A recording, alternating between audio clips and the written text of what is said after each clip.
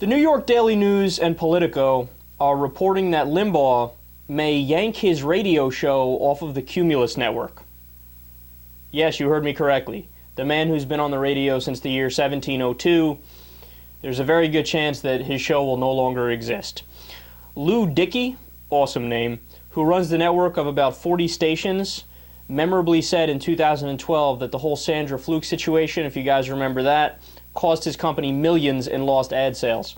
So just to brush you guys up real quick, if you don't know, Rush Limbaugh basically called, not basically, he did. He called a woman a slut simply because she took birth control. That's old conservative male logic for you there. And he got a firestorm, you know, people were outraged and advertisers ran from his show. And the one thing that you can't do if you're on the radio is lose advertisers. Even if your ratings suck but you have a lot of advertisers, you're allowed on. But if it's vice versa, even if your ratings are good and you don't have advertisers, well, you're in trouble. You know, it goes the same for TV as well. I remember Bill Maher, after he made those comments in 2001 on Politically Incorrect about how the 9/11 hijackers, yeah, they're assholes and they're evil, but they're not cowardly, right? He got fired from that, and his ratings had gone up. So ratings essentially don't mean much. Cenk Uygur, the Young Turks, when he was on MSNBC, fantastic ratings.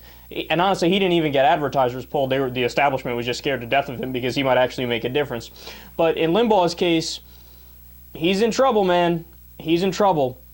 And the person who is the head of Cumulus Radio Network has said that Limbaugh has cost him in advertising money $5.5 million. That's nothing to scoff at. So, to give you a little bit more backstory on this, because it's super fascinating, a lot of people don't know this, but the conservative talkers, they're done. Like, nobody listens to them, nobody cares about them, everybody thinks they're crazy. Now, you might say, well, Kyle, you have a conflict of interest, you're a progressive radio talk show host, so why should I take your word on it? It's not about my opinion, it's about the facts. In fact, what happened is they used to judge how many people were listening to the different shows by sending out mailers, right? And the person would have to fill out a sheet, send it back to the station, and then that would be how they predict who's listening to what, right? Now, it is quite possibly the most inaccurate way of ever determining who's listening to the radio ever.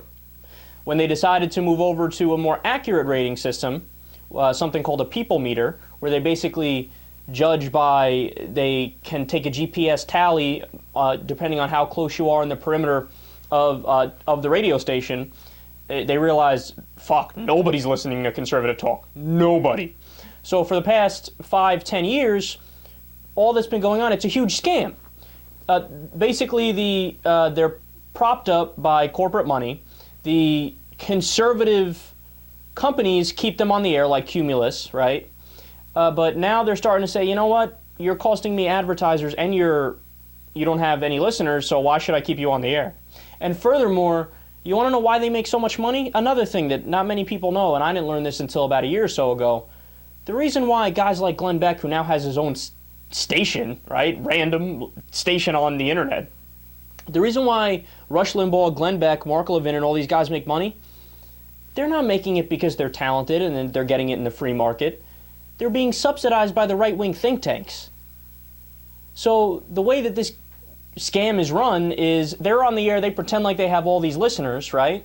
And the right-wing think tanks, which get all the money in the world from the richest corporations and individuals in the country, they cut them a check for millions of dollars every single year. Have you ever stopped to think for a second, how is it that Glenn Beck, after being on Fox News for, what, a year, 2 years, 3 years at max, he amassed enough money to create his own station?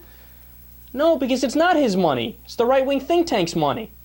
And same with Rush Limbaugh, how he has this tremendous mansion and all this money. He's not getting it from the free marketplace. Some of it is from advertisers, to be fair, right? But now they're running away from him like the plague, and all of his money is from the right-wing think tanks. Look, man, it's a house of cards. It is a house of cards, it's a house of cards, it's a house of cards. Their time is limited. I'm telling you right now, their time is limited. If you think this guy who was popular, what, in the late 80s or early 1990s, for all he did was bashing the Clinton administration, you think Rush Limbaugh's still relevant today? No, the only people that listen to him are people like me who have to listen to him to then make fun of him. I mean, who's driving along in the car and they're going, I need some substantive political analysis. Let me turn to Rush Limbaugh. I mean, that's crazy. Nobody does that. Maybe there's 7 dudes in Missouri. But again, his ratings suck. His ratings suck.